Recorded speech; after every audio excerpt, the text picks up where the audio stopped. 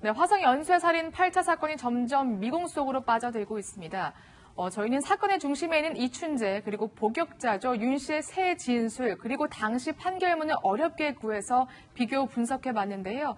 오늘도 진실에 조심스레 좀 접근해 보겠습니다.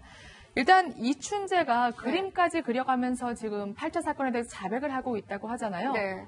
굉장히 구체적이라면서요? 네, 맞습니다. 경찰은 이춘재가 범인만 알 수 있는 진술을 했다. 어제 브리핑에서 이렇게 밝혔죠. 그럼 이춘재 어떤 내용을 말한 걸까요? 8차 사건 역시 자신이 한 거라고 주장하고 있는데 실제 8차 사건의 피해 여성의 신체적 특징까지 설명을 한 걸로 확인됐습니다. 8차 사건의 피해 여성은 당시 잠을 자고 있던 집에서 잠을 자고 있던 13살 방량이었는데요. 이 어린 방량의 신체적 특징까지 묘사를 하면서 8차 사건을 자세히 진술한 걸로 알려졌습니다.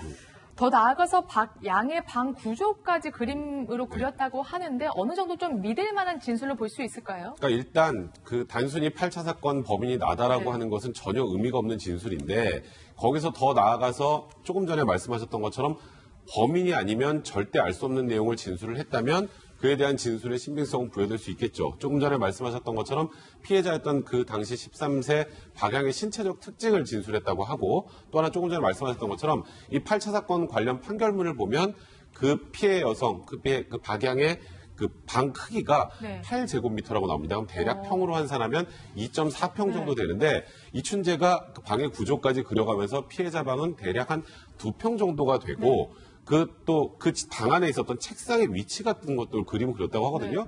그러면 우리가 그 방 안에 들어가 보지 않으면 사실 그 방 안의 구조를 명확하게 알기는 어렵잖아요. 근데 그런 부분들이 하나 확인해야 될 건 그 당시 예를 들어서 이게 피해 여성의 방이 언론에 노출이 돼 있어서 이춘재도 그걸 접할 수 있어서 그걸 보고 하는 것인지 아니면 말 그대로 지금 그런 게 전혀 없는 상태에서 본인이 그 당시 상황을 그림 그려가지고 묘사를 한 것인지 이제 이게 소위 말해서 이춘재의 생각이 오염될 가능성이 있었는지 없었는지 여부를 좀 판단을 해봐야 되겠지만 일단은 본인이 범인이 아니면 알 수 없는 그런 내용들을 진술했다라는 건 진범일 가능성이 좀 더 높아지는 상황이다 이렇게 말씀드리면 될 것 같습니다.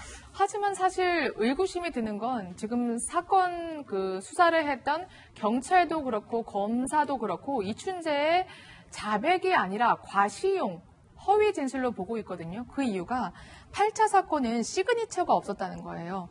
결박도 없었고요. 특히 야외 장소가 아니라 실내였거든요. 그러니까 이춘재가 저렇게 상세하게 진술을 하고 있긴 하지만 정말 사실일까? 이춘재의 소행일까? 의문이 되는 건 사실이거든요. 이 사건 같은 경우는 이제 첫 단계부터 아예 그 모방 범죄로 분류를 해가지고 이제 그 제외시켰는데 그 이유가 아까 말씀하셨던 대로 시그니처라고 하는 거죠. 범행 이제 수법을 포함을 해서 또는 장소라든가 대상이라든가 이런 것들이 다 달랐고요. 보통 이제 이 화성연쇄 살인 사건의 그 범인이 현장에 증거를 하나도 남겨놓지 않았는데 바로 이 방에서 채모가 여러 개 발견이 됐단 말이죠. 그리고 이제 그 실내였다라고 하는 거, 묻거나 어떤 재갈을 물리지 않았다 이런 것들 때문에 경찰은 처음부터 이제 이 사건과 관련돼 가지고는 모방범죄일 것이다라고 이제 생각을 하면서 수사를 했기 때문에 또 실제로 그 당시에는 바로 이 윤 씨가 본인이 이제 그렇게 했다라고 자백을 해가지고 완전히 이 사건은 말이죠. 7차하고 9차 사이에서 이게 떨어져 나가버렸어요. 그런데 이제 지금 여러 가지 얘기가 들리긴 합니다만은 지금 부산에서 무기수로 복역하고 있는 이춘재 같은 경우도 8차 진범 논란과 관련돼 가지고 본인이 이미 인지를 하고 있는 그런 상황이기 때문에 아까 말씀하신 대로 혹시 그 여러 가지 어떤 그 사전에 어떤 정보나 이런 것들을 알고 만약에 그렇게 한다면 이게 이제 오염된 상태에서 이 사법기관이 농락을 당할 수 있는 그런 가능성은 있는데 지금 현재 경찰에서는 진술이 일관되고 번복을 하지 않는다라고 해가지고 지금 그 이춘재의 그 진술에 좀 무게를 두는 쪽으로 현재 발표를 하고 있는 그런 상황이죠. 네. 근데 저 궁금한 게 시그니처를 계속 남기다가 한두 번쯤은 빠뜨리거나 안 남길 수도 있어요. 그렇죠? 네, 있습니다. 왜 그러냐면 보통 사람들은 연쇄살인범은 항상 그 같은 그 시그니처를 남겨야 된다라고 하지만 만약에 이제 지금 이춘재 같은 경우는 이후에 그 수원 쪽에도 어떤 집에 침범을 해가지고 그 어떤 그 본인이 강도 예비로 해가지고 그 당시에 이제 그 집행유예 판결을 받은 적이 있거든요. 그러니까 이제 이 범인이라고 하는 것은 그 당시 상황에 따라 가지고 그 상황에 맞춰서 가장 최적화된 어떤 그 대안을 제시를 하고 행동을 하는 것이기 때문에 이런 형태의 범죄가 있다 하더라도 완전히 이 사람이 아니다라고 우리가 단정하기는 그렇군요. 어렵습니다. 알겠습니다. 이 부분도 한번 살펴보겠습니다. 윤 씨가 범인인지 아닌지 판결하는 중 하나 근거가 담을 넘을 수 있느냐 아니냐인데요. 일단 저희가 양해를 구하고 윤 씨의 걸음걸이를 한번 살펴봤습니다. 예, 지금 보이시죠? 윤 씨입니다. 저희가 이게 양해를 구하고 인터뷰를 요청드렸는데요. 한쪽 다리가요, 보십시오. 소아마비로 어린 시절 소아마비를 앓아서 그 후유증으로 지금 왼쪽 다리가 굉장히 불편한 모습을 보이고 있는데요.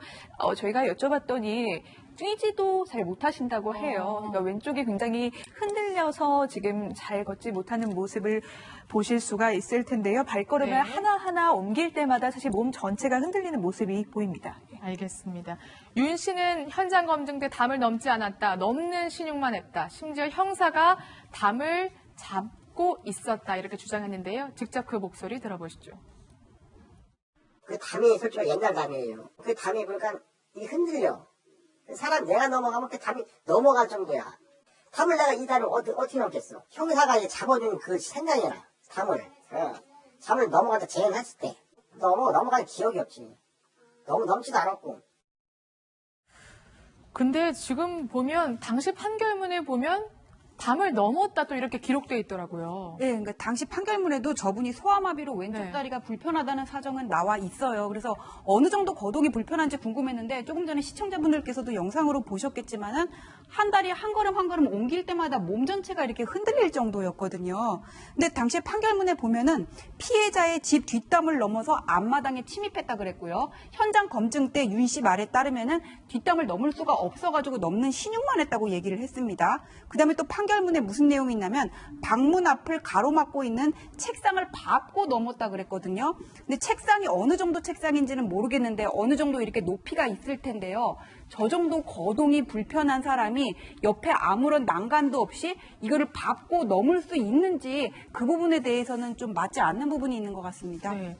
오히려 지금 판결문에 보면요. 저렇게 몸이 약간 불편한 게 범행 동기로 작용을 했다. 또 이렇게 적시하고 있더라고요. 사실 뭐 놀림당했기 때문에 그것에 대한 어떤 그 분노로 인해서 범행을 했다라고 하는 것은 그것을 아주 객관화시키기는 쉽지 않습니다. 만약에 그렇다면은 지금 몸이 불편하신 분들에게 다 그렇게 얘기를 하면서 어떤 그 범행을 할 수 있는 그것을 갖다 덮어 씌우면 그렇게 될 수밖에 없는데 저도 이제 백문이 불여일견이라고 네. 지금 걸어가시는 그 내용 그 사항을 네. 보니까 상당히 그 어떤 담을 뛰어넘기는 어렵지 않겠나 네. 하는 생각이 들어요. 물론 뭐 시간이 오래 지났다 하더라도 저분의 어떤 그 다리 상태라든가 이런 것들이 예전보다도 훨씬 뭐 나빠지지 않았다라고 한다면 네.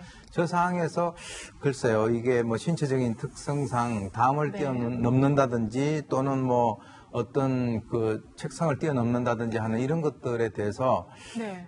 좀 의문이 가네요. 그렇죠. 그래서 저희가 당시 수사를 담당했던 경찰 관계자분들, 검찰 관계자분들 찾아다니고 있는데 너무나 확신을 많이 하시더라고요. 네. 윤 씨가 범인이 맞다. 그리고 심지어 이제 한 경찰분은 손 힘이 좋아서 손으로 충분히 뛰어넘었다 이렇게 얘기를 하고 지금 수사 검사도 보면 발꿈치 발바닥 모양까지 확인했다 또 이렇게 말씀을 하시더라고요. 일단 그 당시 수사를 했던 분들의 얘기로는 일단 하나 넘어야 될 건 있어요. 네. 어쨌건 B형이라는 혈액형. B형이라는 혈액형은 지금 이춘재하고 다르니까요. 그렇죠. B형이라는 혈액형과 어쨌건 채모에 대한 분석이 남아있기 때문에 이 과학적 증거를 그 당시 뭐 지금의 수준으로 보면 그렇게 네. 아주 뭐 과학적이라고 하기 좀 그렇습니다만 네.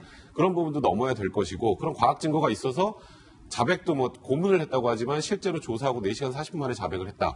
그럼 무슨 그 사이 고문을 하느냐 이런 얘기도 있고요. 또 좀 전에 말씀하셨던 것처럼 당시 수사검사의 얘기로는 네. 아까 조금 전에 걸음걸이를 보시면 아시겠지만 발 뒤꿈치를 들고 네. 걸어가는 모습을 확인할 수 있는데 그러면 아무래도 발자국이 조금 독특하게 남겠죠. 네. 그 발자국이나 이런 것들을 확인을 해보고 또 다리가 불편해서 못 넘었다고 하지만 팔 힘이 굉장해서 넘을 수 있었다라고 지금 얘기를 하고 있기 때문에 지금 현재 저 상황을 보고 당시의 범인은 이춘재라고 좀 단정할 수 있는 상황은 아직은 아닌 것 같습니다. 하나 더 말씀을 네. 드리면 지문이 있었다라고 그렇죠. 하거든요. 네. 그러니까 지문이 거기에 있었다라고 한다면 지금 경찰에서 수사를 했었던 분들 입장에서는 그럼 왜 저 윤 씨의 지문이 거기서 나왔느냐라고 하는 그것도 한번 따져봐야 될 그런 부분이라고 봅니다. 그러니까 지문도 굉장히 예민한 부분인 게 저희가 비공식적으로 그 담당 경찰관에게 물어봤을 땐 지문이 나왔다고 대답을 하시는데 공식적인 지금 경찰의 입장은 당시 현장에서 지문은 확인되지 않았다 이런 입장. 거기다가 지금 수사 기록도 20년 네. 보존기간 지나서 지금 남아있지 않은 상황이고요.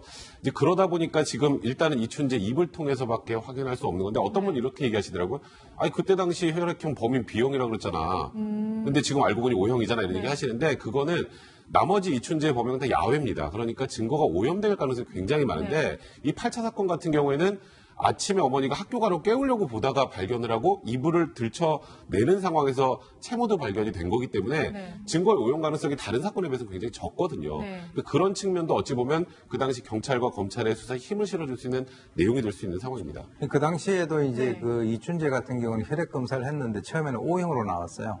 그러다가 나중에 또 했는데 B형으로 나와가지고 지금 이런 그렇군요. 것들이 너무 이제 뒤죽박죽이 돼가지고 지금 기록도 없죠. 그리고 그 당시에 뭐 혈액형도 지금 제대로 남아있는 게 남아있는 게 없고요. 없죠. 이렇게 증거물이. 해가지고 정말 그 진실을 규명하는 데는 상당히 제한이 될 것 같습니다. 네, 알겠습니다.